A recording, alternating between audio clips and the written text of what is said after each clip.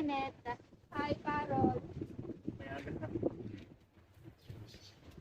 Ano man, nag-review na ka man about sa Maya Subdivision. Oo.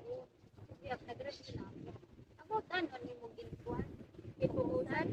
Ano ako gituusan? Ang culture and technology. Kamo? Ako Ikaw? ang economy.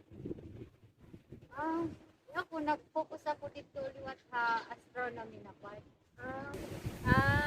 Sige. I-share ko na lang ako ng learnings about sa technology and culture. So, sugad din eh.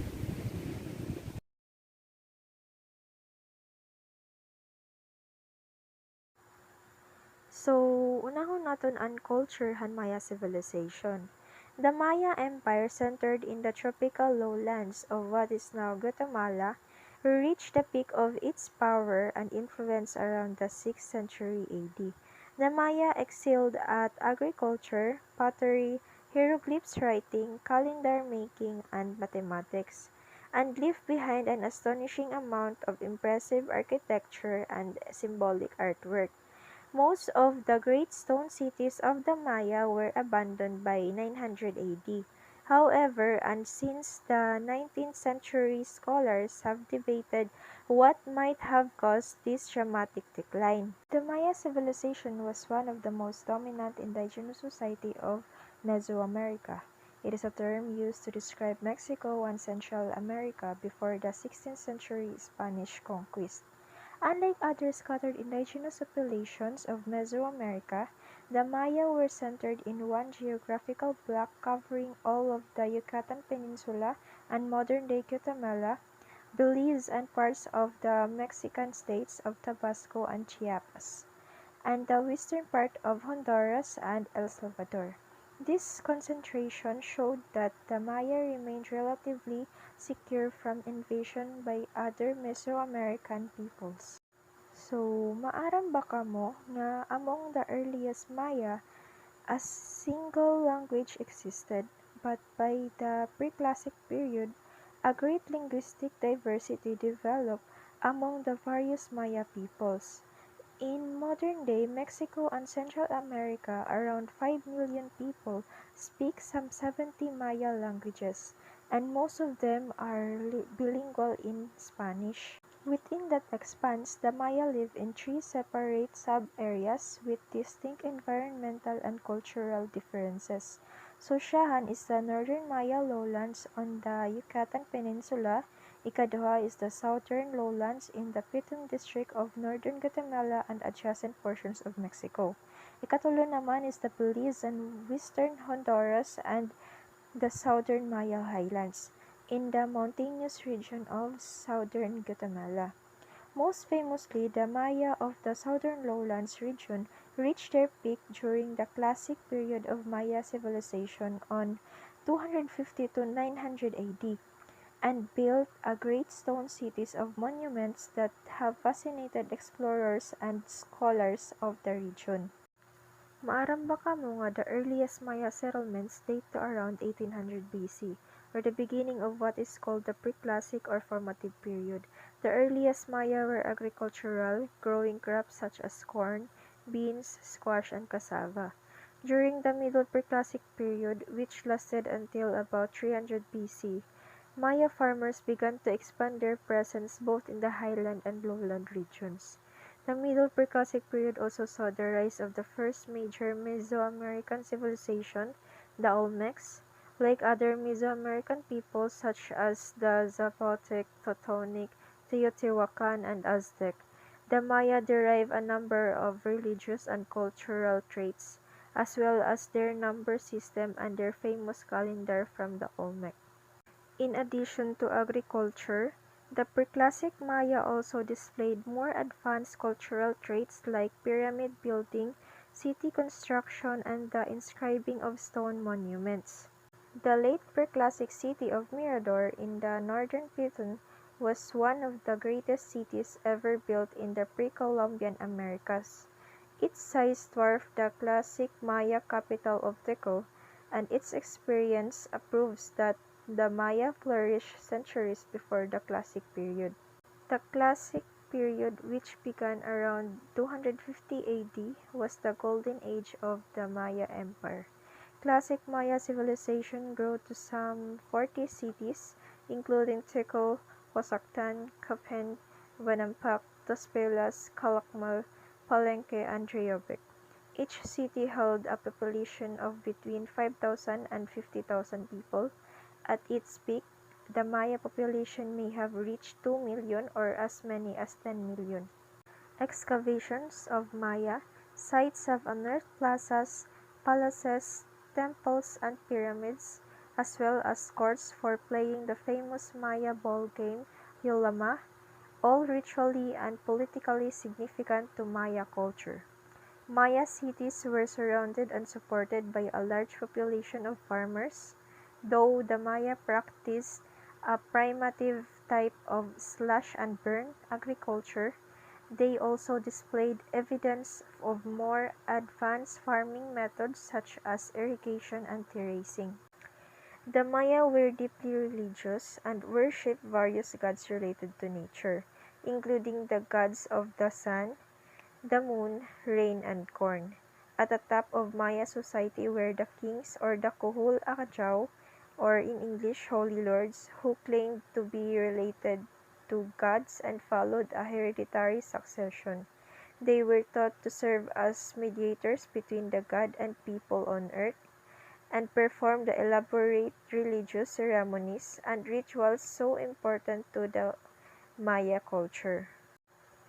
The classic Maya built many of their temples and palaces in a stepped pyramid shape, decorating them with elaborate reliefs and inscriptions. These structures have earned the Maya their reputation as the great artists of Mesoamerica. Guided by their religious ritual, the Maya also made significant advances in mathematics and astronomy, including the use of the zero and the development of complex calendar systems like the calendar round, based on 365 days, and later the long count calendar designed to last over 5,000 years. Serious exploration of classic Maya sites began in 1830s. By the early to mid-20th century, a small portion of their system of hieroglyph writing had been deciphered, and more about their history and culture became known. Most of what historians know about the Maya comes from what remains of their architecture and their art, including stone carvings and inscriptions on their buildings and monuments. The Maya also made paper from tree bark and wrote in books made from this paper, known as codices. Four of these codices are known to have survived. They are also credited with some of the earliest uses of chocolate and of rubber. One of the many intriguing things about the Maya was their ability to build a great civilization in a tropical rainforest climate. Traditionally, ancient peoples had flourished in drier climates, where the centralized management of water resources through irrigation and other techniques formed the basis of society. This was the case for the Teotihuacan of highland Mexico, contemporaries of the classic Maya. In the southern Maya lowlands, however, there were few navigable rivers for trade and transport, as well as no obvious need for an irrigation system. By the late 20th century, researchers had concluded that the climate of the lowlands was in fact quite environmentally diverse. Though foreign invaders were disappointed by the region's relative lack of silver and gold, the Maya took advantage of the area's many natural resources, including limestone, parahan construction, ngan, and volcanic rock obsidian, parahan tools and weapons, ngan, and salt. The environment also held other treasure for the Maya, including jade, gazelle feather. It is used to decorate the elaborate costumes of Maya nobility, and marine shells, which were used as trumpets in ceremonies and warfare. For the late 8th through the end of the 9th century, something unknown happened to shake the Maya civilization to its foundations. One by one of the classic cities in the southern lowlands were abandoned, and by 900 AD, Maya civilization in that region had collapsed. The reason for this mysterious decline is unknown, though scholars have developed several competing theories. Some believe that by the 9th century the Maya had exhausted the environment around them to the point that it could no longer sustain a very large population. Other Maya scholars argue that constant warfare among competing city-states led the complicated military, family, and trade alliance between them to break down, along with the traditional system of dynastic power. As the stature of the Holy Lords diminished, their complex traditions of rituals and ceremonies dissolved into chaos. Finally, some catastrophic environmental change, like an extremely long, intense period of drought, may have wiped out the classic Maya civilization. Drought would have hit cities like Teco, where rainwater was necessary for drinking as well as for crop irrigation, especially hard. All three of these factors, overpopulation and overuse of the land, endemic warfare and drought, may have played a part in the downfall of the Maya in the southern lowlands. In the highlands of the Yucatan, a few Maya cities such as Chichen Itza, Oxmal, and Mayapan continued to flourish in the post-classic period on 900 to 1500 AD. By the time of the Spanish invaders arrived, however, most Maya were living in agricultural villages, their great cities buried under a layer of rainforest green. And big question ito niya na, do the Maya still exist? Descendants of the Maya still live in Central America, in modern-day Belize, Guatemala, Honduras, El Salvador, and parts of Mexico. The majority of them live in Guatemala, which is home to Tekol National Park, the site of the ruins of the ancient city of Tekol. Roughly 40% of Guatemalans are of Mayan descent. Yan na, kadtulog kita technology. Remarkably, the ancient Maya managed to build elaborate temples and great cities without what we would consider to be essential tools, like metal and the wheel. However, they did use a number of other modern innovations and tools, especially in the decorative arts. For example, they built complicated looms for weaving cloth and devised a rainbow of glittery paints made from mica. It is a mineral that still has technological uses today. Until recently, people believed that vulcanization combining rubber with other materials to make it more durable was discovered by the American Charles Goodyear in the 19th century. However, historians now think that the Maya were producing rubber products about 3 years before Goodyear received the patent in 1843. How did they do it? Researchers believe that the Maya discovered this process accidentally during a religious ritual in which they combined the rubber tree and the morning glory plant. Once they realized how strong and versatile this new material was, the Maya began to use it in a variety of ways. Shahan is to make water-resistant clothes, glue, bending of books, figurines, and the large rubber balls used in the ritual game known as Pukato. So, mula adto. In Mayan astronomy, the ancient Maya were avid astronomers, recording and interpreting every aspect of the sky. They believed that the will and actions of the gods could be read in the stars, moon, and planets, so they dedicated time to doing so, and many of their most important buildings were built with astronomy in mind. Did you know that the decline of the Maya astronomy is all about the world's ancient calendar systems? The Maya and the other Mesoamerican systems are the most complex, intricate, and accurate. The Maya calculations of the congruence of the 260-day and the 365-day Maya cycles is almost exactly equal to the actual solar year in the tropics, with only a 19-minute margin of error. So, they used observatories, shadow casting devices, and observations of the horizon to trace the complex motions of the sun, the stars, and planets in order to observe, calculate, and record this information in their chronicles. So from these observations, the Maya developed calendars to keep track of celestial movements and the passage of time.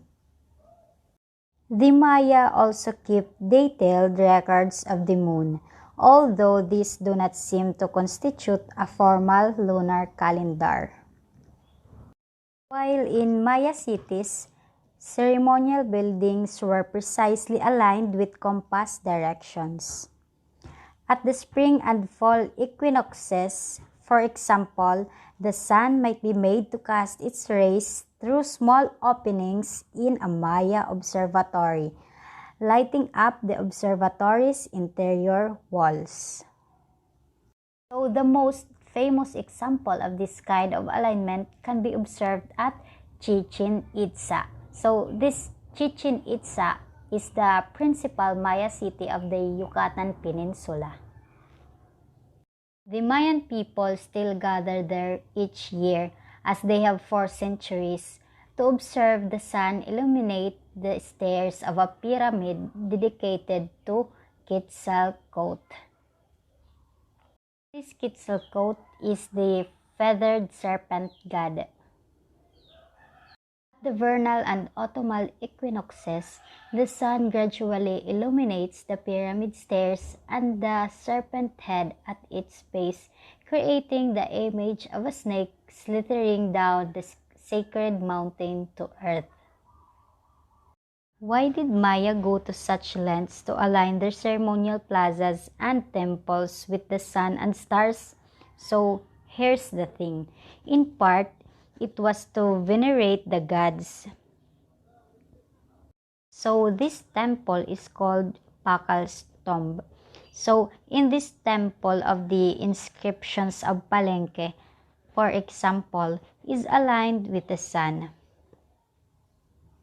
At winter solstice, the sun sets behind the high ridge beyond the temple, in line with the center of the temple roof. As the sun crosses the sky, it enters a doorway in the temple, hits the back wall.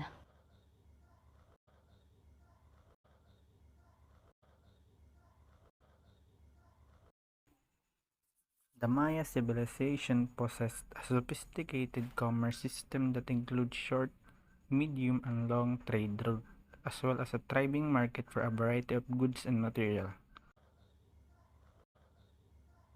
The Maya did not have a concept of money in the modern sense. There was no widely accepted form of currency that could be used through the Maya region.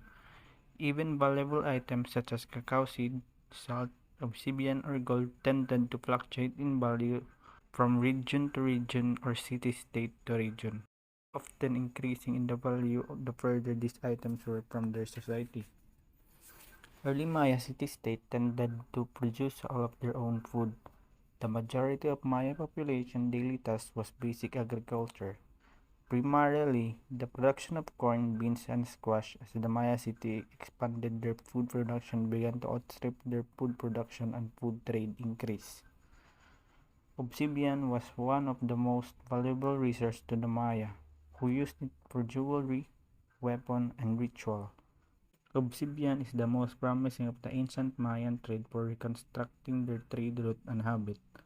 Obsidian or volcanic glass was valuable at only a few Maya sites.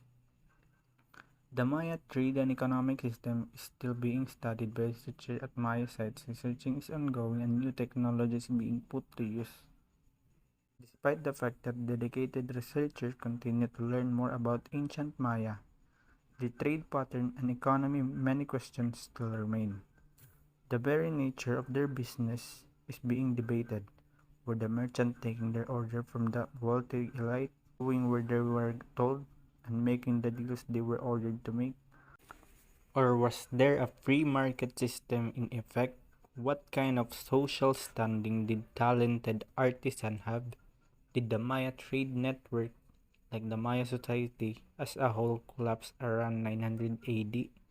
These and other questions are being debated and studied by modern Maya scholars. One of the more mysterious aspects of Maya life is their economy and trade. Research into the area has been difficult due to scarcity of record left behind by the Maya themselves in terms of their trade. They tended to document their wars and leaders' lives far more true than their trading pattern. Nonetheless, learning more about the Maya economy and trading culture can shed a lot of light of their culture. What kind of material possession did they value, and why did extensive trading for prestige items result in the formation of a kind of middle class of traders and skilled artisans? As trade between city-states increased, so did culture exchange.